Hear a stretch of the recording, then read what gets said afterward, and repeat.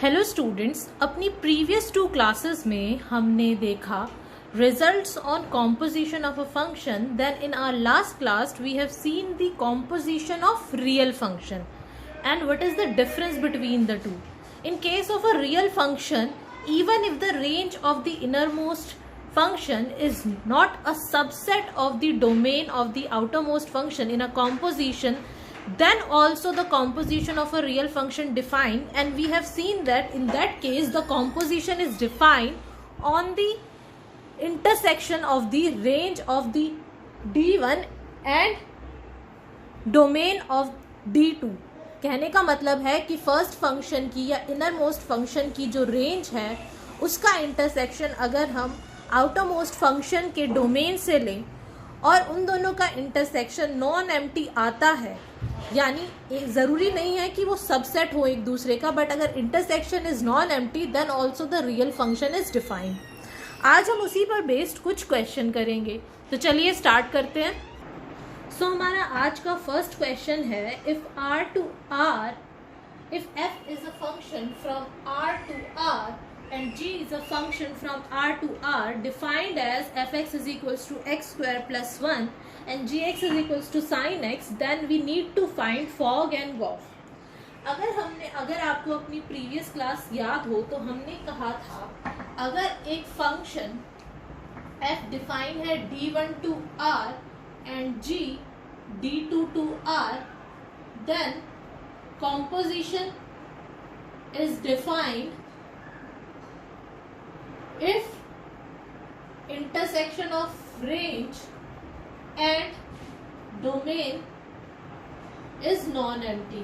और रेंज किसकी, डोमेन किसकी, वो आपको पता है. अगर हमारा फॉग है तो इनर मोस्ट फंक्शन की रेंज यानी range of g and domain of f is not empty, then only f of g is defined. Similarly, for the case of the composition g of f, in case the range of f and domain of g is non-empty, then only we can define the composition goff of the real function. But if f is given from r to r and g is given from r to r, then this condition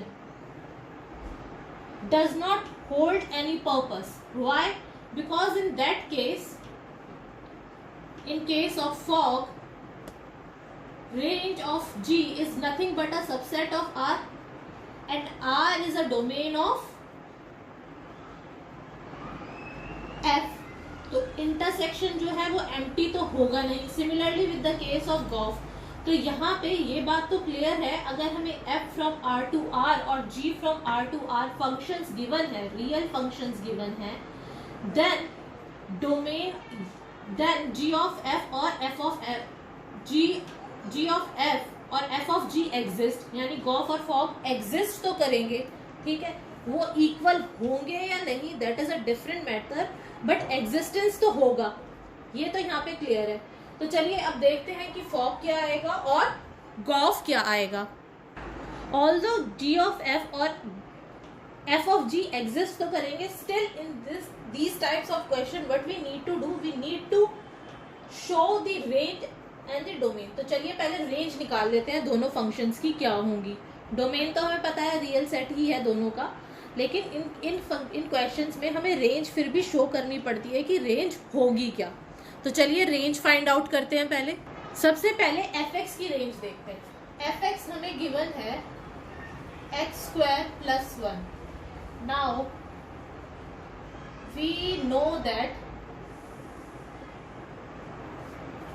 x square is strictly greater than or equal to 1, है ना. This implies x square, और आप ये भी कह सकते हैं x square is strictly greater than or equal to 0. हम 0 भी ले लेते हैं, यानी x square is nothing but all the positive number of real line, ठीक है. तो x square 1 हमारा क्या होगा, ग्रेटर देन और इक्वल टू 1, है ना. अगर x स्क्वायर प्लस 1 हमारा ग्रेटर देन और इक्वल टू 1 है, x square plus 1, this implies fx is greater than or equal to 1 for all x belongs to R. This implies range of F, what is the range of F? अब range of F क्या होगी? Positive number सारे real line की, यानी closed from 1 and open from infinity. That is the range of F is nothing but closed 1 to infinity. ठीक है, अब हम देखते हैं जी एक्स की रेंज. Range of G X. G X हमें क्या गिवन है? Sine X. हमें पता है साइन एक्स की वैल्यू कहाँ से कहाँ तक एग्जिस्ट करती है? -1 टू +1. साइन एक्स जो हमारा फंक्शन होता है उसकी वैल्यू कहाँ से कहाँ तक होती है? -1 और +1 के बीच में. This implies G of X lies between 1, -1 and 1. This implies range of gx is nothing but -1 closed interval -1 to 1. ये यहाँ तक हमारी दोनों की रेंज आ गई. अब हम गॉफ और फॉग डिफाइन करेंगे, उसको फाइंड आउट करेंगे. तो चलिए करते हैं. फॉग के केस में range of F is 1 to infinity. This implies it is contained in R. This implies f of, sorry, ये है गॉफ. गॉफ के केस में range of f is equals to, हमें पता है range of f is 1 to infinity contained in R. This implies gof और R क्या है हमारा? Domain of G. This implies G of f exists. चलिए अब निकालते हैं G of f हमारा होगा क्या. हमने लगाया x पे for which is equals to G of fx for some x belongs to R. ठीक है यहाँ तक. एफ एक्स हमारा कहाँ का एलिमेंट हो गया? आर का, यानी एफ के डोमेन का. एफ फंक्शन हमारा क्या गिवन है? x² + 1. तो ये क्या आ गया? जी ऑफ x² + 1. नाउ हमारा जी फंक्शन क्या था? Sine x. तो x की जगह हम क्या रख देंगे? x² + 1. तो हमारा ये क्या आ जाएगा? Sine x² + 1 for all x belongs to R. ठीक है. सो हमारा जो गॉफ आया that is equals to sine x² + 1. अब हम देखते हैं फॉग. Second f o g. फॉग की रेंज क्या है? Range of G, sorry range of G हमारी क्या है? हमने क्या फाइंड आउट की थी? Range of G closed interval of -1 to 1 which is contained in R domain which is equals to domain of f. This implies fog exists. Although हमें पता है function R to R and G is a function from R to R, both exist, but we need to show that it is exist. और ये आपको हर question में निकालना पड़ेगा in case of the real functions. ठीक है. हमेशा जब भी आपको फॉग और गॉफ निकालना पड़े पहले आप एग्जिस्टेंस की कंडीशन उसकी प्रूफ करेंगे. और एग्जिस्टेंस की कंडीशन प्रूफ करने के लिए क्या होता है रियल नंबर में? Either it is a subset, और अगर सबसेट नहीं है तो एम्प्टी नहीं होनी चाहिए इनर मोस्ट फंक्शन की range and outer most function का डोमेन इन दी कॉम्पोजिशन. ठीक है. This implies fog exist. चलिए अब फॉग पे हम फॉग फाइंड आउट करते हैं. f of g of x is equals to f of gx for some x belongs to R. ठीक है. यानी ये क्या आ जाएगा? f of gx. gx हमें क्या गिवन है? sin x. तो ये हमारा आ जाएगा f of sin x. ये हमारा क्या आ जाएगा? यहाँ पे fx फंक्शन किस तरह से डिफाइन था? x² + 1. x की जगह क्या आ जाएगा? साइन. तो ये sin² x + 1 जिसको हम cos² x भी, सॉरी नहीं, sin² x + 1. तो आप देखिए गॉफ और फॉग दोनों डिफरेंट आए हैं, दोनों सेम नहीं आए हैं. और हमें ऐसा कुछ प्रूव भी नहीं करना था कि दोनों सेम आ रहे हैं या डिफरेंट आ रहे हैं. मोस्ट ऑफ द केस में आपके गॉफ और फॉग जो होगा वो डिफरेंट आएगा. बट हमें कंडीशन क्या प्रूव करनी है, इट एग्जिस्ट, और एग्जिस्टेंस की कंडीशन के लिए क्या पुट करना होगा, either range is a subset of the domain or the intersection is non empty. दोनों में से कोई भी एक चीज तो आपको यहाँ पे लिखनी पड़ेगी, एग्जिस्टेंस दिखाना पड़ेगा, then we will find the composition. तो चलिए नेक्स्ट क्वेश्चन देखते हैं। हमारा नेक्स्ट क्वेश्चन बहुत ही इंटरेस्टिंग क्वेश्चन है। यहाँ पे हमें डोमेन और रेंज दिया नहीं हुआ है, हमें अपने आप से लिखना है with the help of using the definition of the exponent function and the logarithm function। ठीक है, अगर आपको ये दोनों फंक्शंस के बारे में पता होगा तो आपको इसकी डोमेन और रेंज को फाइंड करने में कोई दिक्कत नहीं होगी, इसलिए यहाँ पे गिवन भी नहीं है यहाँ पे। तो जब आप ये क्वेश्चन सॉल्व करेंगे तो सबसे पहले दोनों की डोमेन और रेंज बताएंगे कि होती क्या है। ठीक है, हमें एफ एक्स दिया हुआ है exponent function and ji X हमें दिया हुआ है logarithm function to the base of E. हमें फाइंड करनी है गॉफ एंड फॉक, दोनों कॉम्पोजिशन फाइंड करनी है और हमें बताना है कि दोनों कॉम्पोजिशन सेम आती है या नहीं। तो चलिए स्टार्ट करते हैं। पहले देखिए F of x is E to the power X, यानी ई हमारा एक पॉजिटिव नंबर होता है, इट इज ग्रेटर देन और equals to 1, it is a positive number. तो अगर आप ई की कुछ भी पावर लें, एक्स कुछ भी हो, वो ऑलवेज पॉजिटिव ही आएगा because base is a positive number, है ना। तो ई एक्स जो है हमारा that is always greater than, strictly greater than 0। आप कितनी भी, अगर किसी भी पॉजिटिव नंबर की आप कोई भी पावर लें, चाहे वो पावर माइनस में हो या फिर कोई भी रियल नंबर पावर लें, वो हमेशा पॉजिटिव ही आएगा, क्योंकि अगर पावर माइनस होगी तो रेसिप्रोकल हो जाएगा, और किसी भी पॉजिटिव नंबर का रेसिप्रोकल क्या होता है, पॉजिटिव ही होता है। तो जो हमारा ई एक्स है that is always positive. Also we can take any value of x,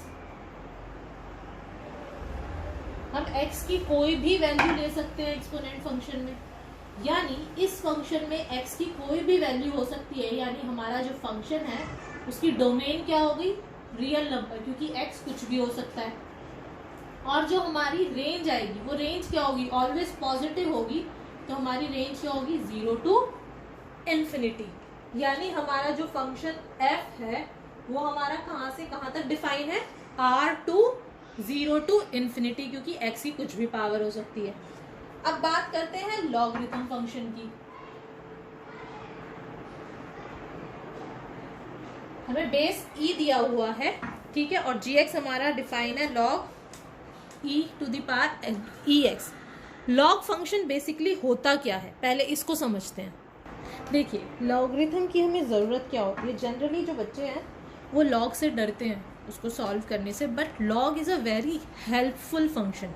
कैसे, जब हमारी कैलकुलेशन बहुत ज़्यादा बड़ी हो जाती है, नंबर बहुत ज़्यादा बड़े हो जाते हैं, कई सारी डिजिट्स आ जाती हैं उन नंबर्स में, बिलियन में, ट्रिलियंस में आ जाता है, तो उनमें डील करना थोड़ा मुश्किल हो जाता है। तो इसी प्रॉब्लम को टैकल करने के लिए हमने एक लॉगरिथम फंक्शन इंट्रोड्यूस किया। अब लॉगरिथम फंक्शन बेसिकली क्या होता है, ये डील करता है उन नंबर्स की पावर में। यानी सपोज मुझे एक नंबर दिया गया है 256, ठीक है, तो 256 को नंबर बड़ा है, अगर मुझे इसे छोटा नंबर बनाना हो तो मैं क्या करूँगी, लॉग 2 टू द पावर 256 अगर लूंगी तो मेरा क्या आएगा, यानी base 2 is raise to what power to get 256,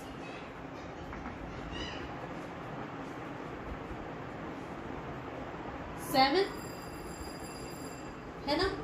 अब ये देखिए 7 से डील करना इजी होगा बजाय के 256 के। ये तो मैंने फिर भी छोटा सा नंबर लिया है 256, but when the number is billion and trillion, so जो पावर्स होती है, एक्सपोनेंट होता है, वो एक कंपैरेटिवली बहुत ही छोटा नंबर होता है उस नंबर के।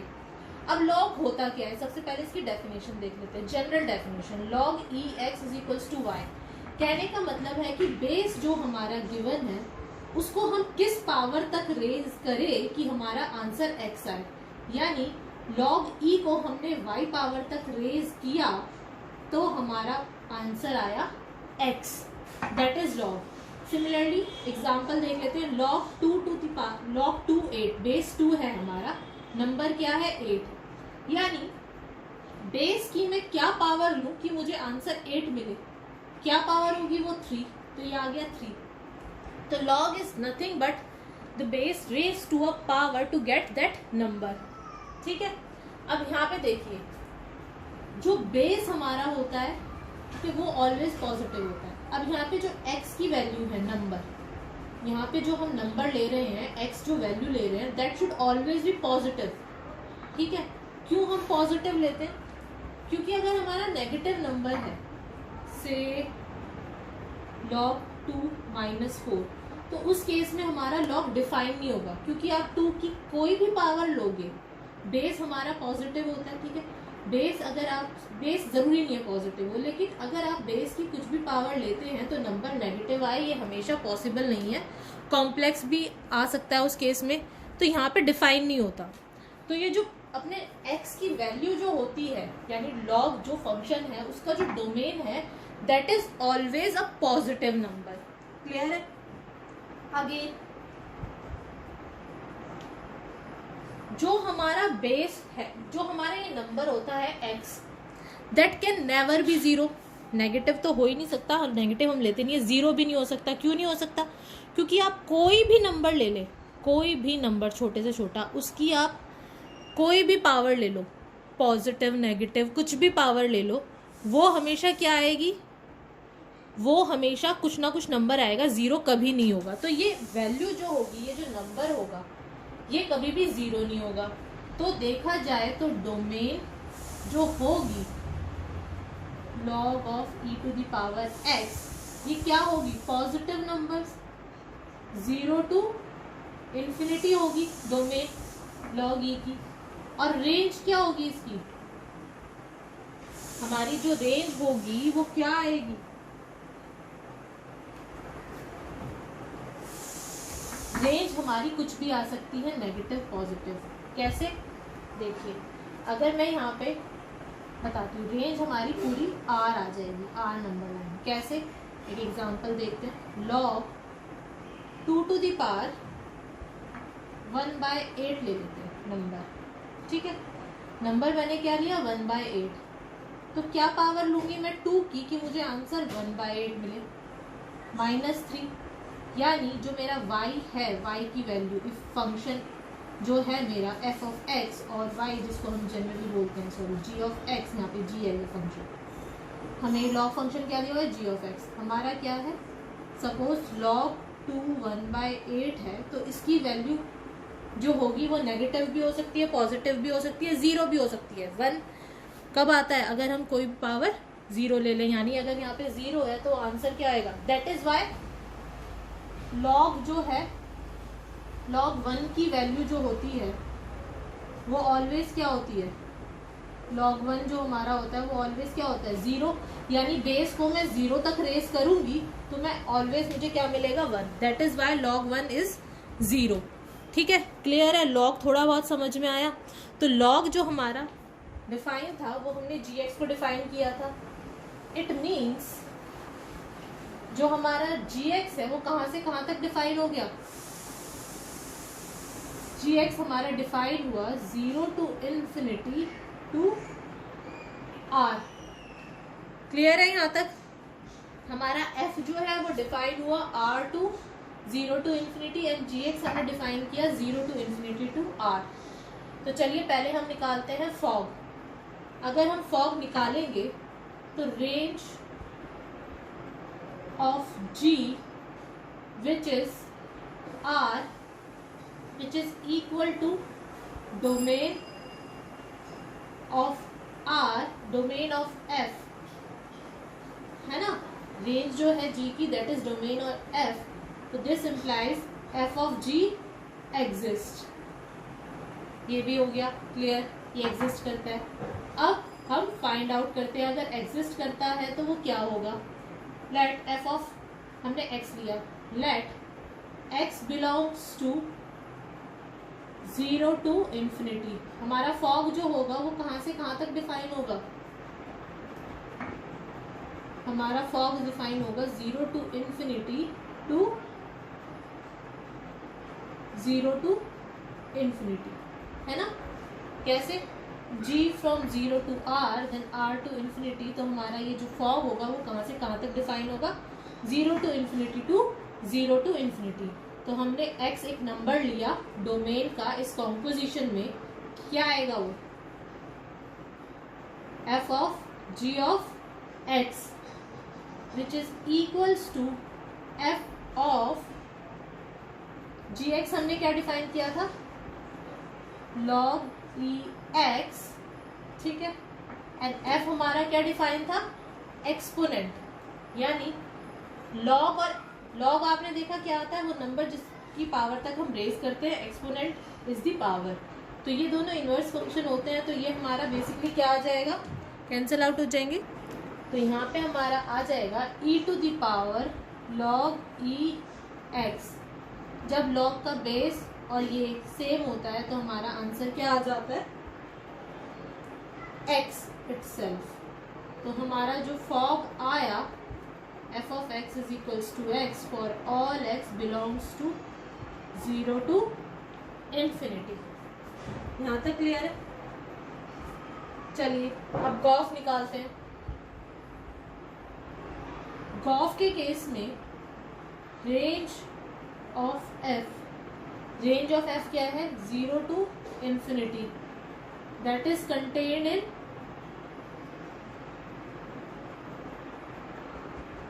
Range of f is 0 to infinity, नहीं, रेंज ऑफ f हमारी जो है वो है, रेंज ऑफ f इज, हाँ जी, range of f is 0 to infinity which is equals to 0 to infinity domain of g, ठीक है। दोनों इक्वल है, यानी एक दूसरे का सबसेट है, यानी हमारा गॉफ भी क्या है, वो वेल डिफाइंड है। बट जो हमारा गॉफ होगा वो कहाँ से कहाँ तक एग्जिस्ट करेगा, फर्स्ट f लेंगे, f from 0 to infinity and g from 0 to infinity to r, तो ये हमारा क्या हो जाएगा, r to r डिफाइन होगा। ये क्या आएगा, g of f of x equals to g of fx for some x। This implies fx हमारा क्या है, fx है हमारा, fx क्या डिफाइन था हमारा, e to the power x which is equals to log e to the power x which is nothing but x, है ना, for all x belongs to r। अब यहाँ पे देखिए इनका नेक्स्ट क्वेश्चन है, यहाँ तक तो हमें समझ में आ गया। इनका नेक्स्ट क्वेश्चन है whether fog is equals to gof. अब आप यहाँ पे देखिए, जो हमारा फॉग था, ठीक है, जो हमारा फॉग था वो कहाँ से कहाँ तक था, 0 to infinity to 0 to infinity। जो हमारा गॉफ था वो कहाँ से डिफाइन है, r से r तक, है ना। ऑल दोनों की वैल्यू सेम आई है, लेकिन ये कौन सी वैल्यू ले रहा है, हमारा जो फॉग है वो जितनी भी x की वैल्यू ले रहा है वो इसमें से ले रहा है, ठीक है। यहाँ पे हमारी x की वैल्यू आ रही है यहाँ से, यानी ये दोनों इक्वल है, लेकिन only for the positive number, ठीक है ना। बात समझ में आई, इक्वल तो ये आ रहे हैं, गॉफ भी इक्वल आ रहा है इसके, लेकिन ये सिर्फ पॉजिटिव वैल्यू ले रहा है तब इक्वल आ रहा है। But domain of gof is not equal to domain of fog, क्योंकि ये दोनों की डोमेन इक्वल नहीं है, therefore f of g is not equals to g of f। ये क्लियर हुआ, क्वेश्चन समझ में आया। ऑल्दो हमने देखा जब हमने कंप्यूट किया कि फॉग एंड गॉफ की वैल्यू x ही आ रही है, लेकिन फर्स्ट केस में जो वैल्यूज जो x आई है वो कहाँ से ले रही है, x की वैल्यू हम कहाँ से उठा रहे हैं, only from the positive numbers. Gof के केस में हम वैल्यू कहाँ से उठा रहे हैं, होल रियल लाइन से। तो हम उन वैल्यूज के बारे में तो कह ही नहीं सकते, क्योंकि फॉग वहां पे डिफाइन ही नहीं है। नेगेटिव नंबर पे फॉग डिफाइन ही नहीं है, लेकिन गॉफ तो नेगेटिव नंबर पे भी डिफाइन है। इट मीन्स ऑल दो वैल्यूज सेम आ रही है, लेकिन फॉर पॉजिटिव। नेगेटिव के लिए तो हमें पता ही नहीं है, और फॉग एग्जिस्ट ही नहीं करता है नेगेटिव के लिए देखा जाए तो इस केस में जो फॉग होगा वो गॉफ के इक्वल नहीं होगा। That is why this is an important question, this comes in your CBSE board 2010। ठीक है, ये क्वेश्चन में या इससे पहले वाले क्वेश्चन में कोई भी डाउट हो, लॉग में, एक्सपोनेंट में कोई भी डाउट हो या कुछ भी आपको पूछना हो तो आप वीडियो के नीचे कमेंट कर सकते हैं। अभी हम नेक्स्ट क्वेश्चन करते हैं। हमारा नेक्स्ट क्वेश्चन जो है वो भी लास्ट क्वेश्चन की तरह ही है। यहाँ पे भी हमें डोमेन और रेंज दोनों डिफाइन करनी है। Then we will proceed to solve the question. यहाँ पे हमें f(x) की वैल्यू दी गई है √x, x is greater than 0 and gx is equals to x² - 1 are the two real function. It means it's defined on either on the real numbers or the subset of the real numbers. Then find f of g and g of f. हमें gof और fog दोनों निकालना है। Is fog is equals to gof. चलिए start करते हैं। First of all हम देखेंगे कि दोनों की डोमेन और रेंज क्या है। हमारा f(x) हमें गिवन है √x। ठीक है, √x exist in a real number only if x is strictly greater than 0। यानी जो हमारी डोमेन होगी f की वो क्या होगी, पॉजिटिव नंबर्स, है ना। अगर x हमारा क्या है, स्ट्रिक्टली ग्रेटर देन 0 दिया हुआ है, यानी क्या हो जाएगा 0 to infinity हमारी जो डोमेन होगी, only defined for the positive number. Okay, चलिए सॉरी, यहाँ पे हमें डोमेन गिवन है x is strictly greater than 0 then only it is a function of real number. हाँ जी, तो डोमेन हमारी क्या हो गई 0 to infinity। और जो हमारी रूट की वैल्यू होती है, ठीक है,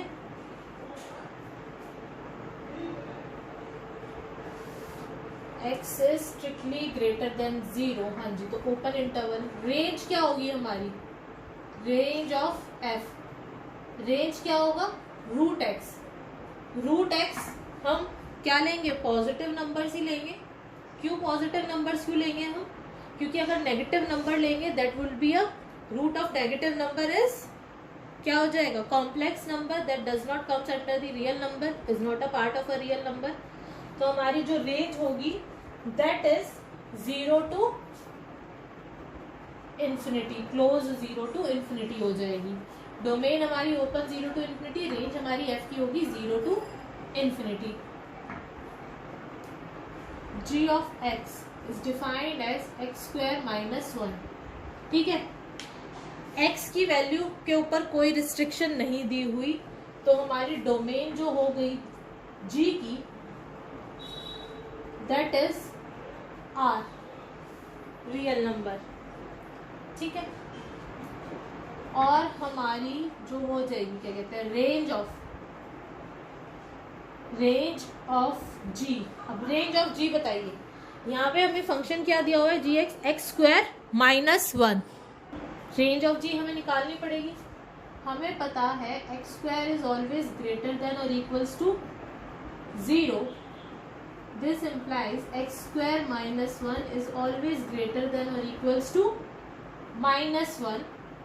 This implies range of g जो होगी हमारी वो क्या आ जाएगी, -1 to infinity। क्लियर है, इसमें कोई डाउट यहाँ तक? आई होप कोई डाउट नहीं होना चाहिए। फिर भी अगर आपको कोई डाउट है आप वीडियो पे कमेंट करके बता सकते हैं। हम डेफिनेटली उसको नेक्स्ट क्लास में या आने वाली क्लासेस में क्लियर आउट करेंगे। क्लियर है, तो हमारी रेंज ऑफ जी क्या आ गई, -1 to क्लोज्ड -1 to infinity। यहाँ तक क्लियर है। अब हम प्रोसीड करते हैं इसको सॉल्व करने के लिए। सबसे पहले हम सॉल्व करते हैं गॉफ। देखिए गॉफ के केस में क्या देखना है, range of f is 0 to infinity and domain of f क्या है, domain of ji is -1 to infinity, है ना।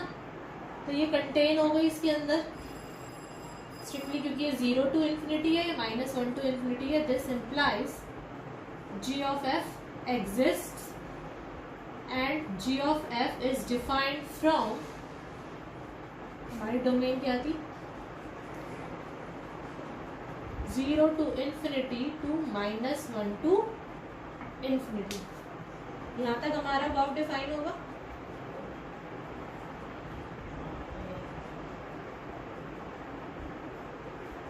सॉरी, एक मिनट, हमारी डोमेन क्या थी, range f to infinity to f to infinity, then range of g। ठीक है, यहाँ पे आप -1 इन्फिनिटी लिख सकते हैं, क्योंकि हमारा जो g हमने डिफाइन किया है that is r to r। Y r to r, r की से सारी वैल्यू ले लेगा और ये r तक ही डिफाइन है, क्योंकि ये जो रेंज है that is a part of r codomain. तो यहाँ पे आप ये ना लिख के, क्योंकि हमें ये नहीं बताना कि वेदर इट इज अ 1 1 और 2, अगर आप ये कर देते हैं तो हमारा जो गॉफ होगा वो हमारा 1 1 हो जाएगा, 1 1 on 2 वाला on 2 हो जाएगा। हमें on 2 का केस नहीं बनाना, इसको यहाँ तक r भी लिख सकते हो तो गलत नहीं होगा, क्योंकि g जो है वो r to r डिफाइन है। ठीक है, चलिए यहाँ तक करते हैं, अब स्टार्ट करते हैं। g of f of x is equals to g of f of x। f of x is defined as g of root x equals to, क्या हो जाएगा, g हमारा डिफाइन है root x square -1 is equals to x -1 for all x belongs to 0 to infinity। Clear है यहाँ तक? I guess ये आपको क्लियर है गॉफ। अब हम फॉग की कंप्यूटेशन करते हैं।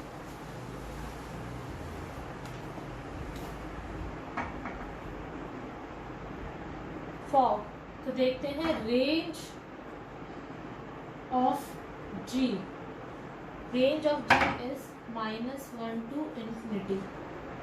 ठीक है, domain of f, domain of f हमें क्या दिया हुआ, 0 to infinity। ठीक है, यानी does not contain in 0 to infinity, है ना।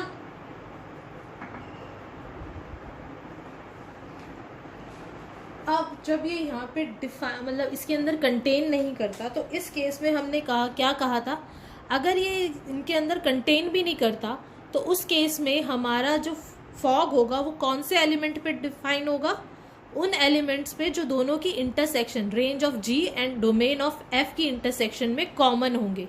क्लियर है? तो चलिए स्टार्ट करते हैं। ये चीज़ ज़रा ध्यान से समझिएगा।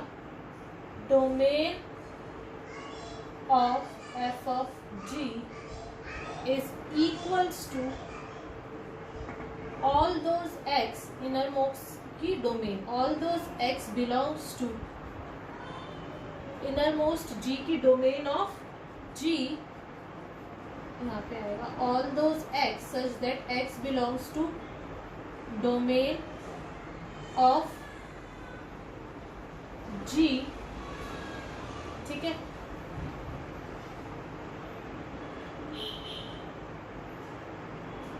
And F X and ji X belongs to domain of F. ठीक है, यहाँ से देखिए समझिए, ये हमारा जो फॉग होगा वो किस तरह से डिफाइन होगा, ये जी, ये एफ, तो ये हमारा कैसे डिफाइन होगा, फॉग, है ना। यही होती है कॉम्पोजिशन।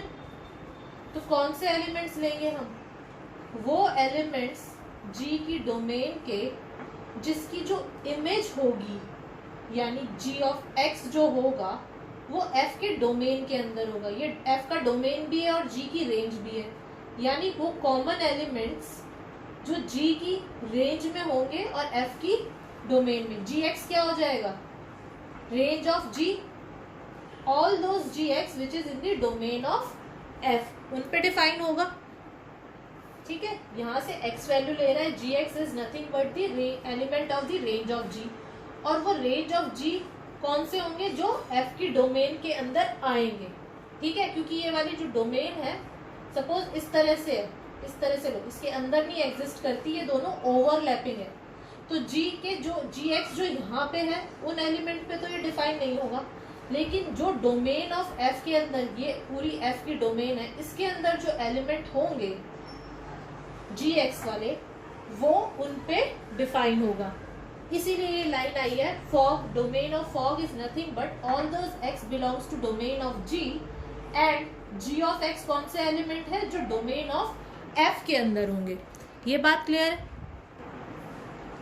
दिस इंप्लाइज एक्स कौन से हो गए, x belongs to domain of g, domain of ji is nothing but R, and ji x belongs to domain of f, domain of f is nothing but 0 to infinity। क्यों, क्योंकि x जो root है वो हमारी कौन से पे define है, पॉजिटिव वैल्यू पे। ठीक है, तो वो वैल्यू कौन सी लेता है, only positive value. This implies f x x such that x belongs to real number, and g of x हमारा किस तरह से डिफाइन है, x square plus 1, x square plus 1 है, x square minus 1, sorry, x square minus 1, g of x is equals to x square minus 1 belongs to 0 to, यानी ये वाली value किस में बिलोंग करनी चाहिए, 0 टू इन्फिनिटी तक। यहां तक क्लियर है। This implies all those x such that x belongs to R, and since this belongs to this interval, this implies and x square minus 1 is greater than or equals to 0. This implies x belongs to r and x square is greater than or equals to 1. This implies x, all those x such that x belongs to r real number, and x is यहाँ पे x square is greater than और equals to 1 हो गया, तो यानी ये हमारा क्या आ जाएगा, इसको जब हम खोलेंगे स्क्वायर को, ये आ जाएगा -1 is greater then x less than 1। ये सेंस नहीं बनता, तो इसको हम इस तरह से लिख सकते हैं, ये वाली जो इनइक्वालिटी है, यानी x square belongs to R, and इसको इस तरह से लिखिए, इस इनइक्वालिटी को लिखती हूँ, x इज ग्रेटर देन और equal, x is less than equal to -1, और x इज ग्रेटर देन और इक्वल टू 1, यानी ये बीच में डिसकंटिन्यूअस आ गए। कौन से पॉइंट जो है 1 के, तो -1 से जितने भी छोटे पॉइंट है वो वाले x, और 1 से जितने भी बड़े पॉइंट्स हैं, यानी हमारा जो 0 -1 ओपन इंटरवल से लेके -1 ओपन इंटरवल तक, वो 1 ओपन इंटरवल तक बीच वाला जो पोर्शन है वो नहीं आ रहा। यहाँ पे समझिए, ये मेरा 0 है, ये मेरा 1 है, ये मेरा -1 है। x कौन सी वैल्यू लेगा, -1 से छोटी, यानी इधर साइड वाली इंक्लूडिंग -1, और 1 से बड़ी यानी इस साइड वाला, यानी ये वाला जो इंटरवल है ये वाला इंक्लूड नहीं कर रहा। x r में भी होना चाहिए, r तो पूरी नंबर लाइन हो गई, और साथ में ये होना चाहिए, तो यानी ये वाला पोर्शन, ये वाला इंटरवल छोड़ के बाकी सारी वैल्यूज ऑफ x जो होंगी वो डिफाइन होगी। उन सारी वैल्यू पे डोमेन जो f ऑफ g का होगा वो डिफाइन होगा। ये देखिए मैं ऊपर लिख रही हूँ इसको, therefore domain of f of g is क्या होगा, -infinity टू -1, -1 तक तो होगा, यूनियन +1 to infinity। ठीक है, ये हमारा डिफाइन हो गया domain of f of g यानी फॉर्म। अब हम डोमेन तो हमारा हो गया, अब हम इसकी कैलकुलेट करेंगे वैल्यू। ये सारा मैं रख कर रही हूँ, होप आप सबने नोट डाउन कर लिया होगा।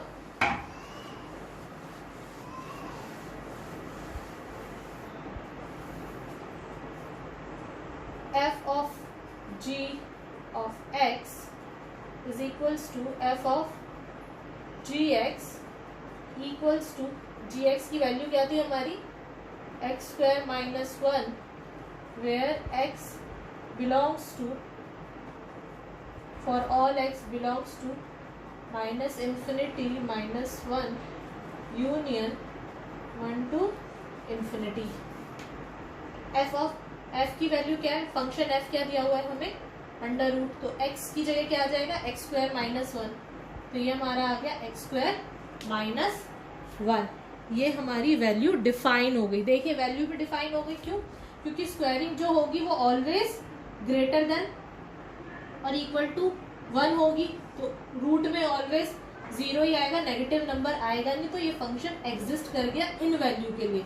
मिडल वाली अगर मैं वैल्यू लेती, अगर मिडल वाला फंक्शन x 0 हो जाता तो ये अंदर क्या आ जाता -1, तो उस केस में तो ये फंक्शन डिफाइन ही नहीं करता रियल नंबर्स पे, रियल लाइन पे, किसी भी साइड पे, क्योंकि वो कॉम्प्लेक्स नंबर बन जाता। इसलिए हमने ये डोमेन डिफाइन करी है। क्लियर है यहाँ तक। अब ये हमें पूछ रहा है क्या गॉफ, फिर से फॉग और गॉफ के इक्वल है, नहीं, हमारा जो गॉफ आया था वो क्या आया था x - 1 और फॉग हमारा आया है x² - 1 स्क्वायर रूट, तो they both are not equal. So आज के लिए इतना ही। ये क्वेश्चंस मैंने आपको कराए हैं, इसके अलावा जितने भी क्वेश्चंस इन टॉपिक्स पे बेस्ड है, कॉम्पोजिशन ऑफ रियल फंक्शन पे आपकी एनसीईआरटी बुक्स में, प्लीज़ उसकी प्रैक्टिस कीजिए। इसके अलावा आपको लगता है कोई और इम्पॉर्टेंट क्वेश्चंस है जो आप अपनी हेल्प बुक से कर सकते हैं, या फिर एडिशनल बुक्स जो आपने ली हुई है अपनी बोर्ड की प्रिपरेशन के लिए, उससे कीजिए। अगर आपको कोई भी डाउट आते हैं please comment on the video। तो thank you for the today's class. In next class we'll do some other topics. Thank you.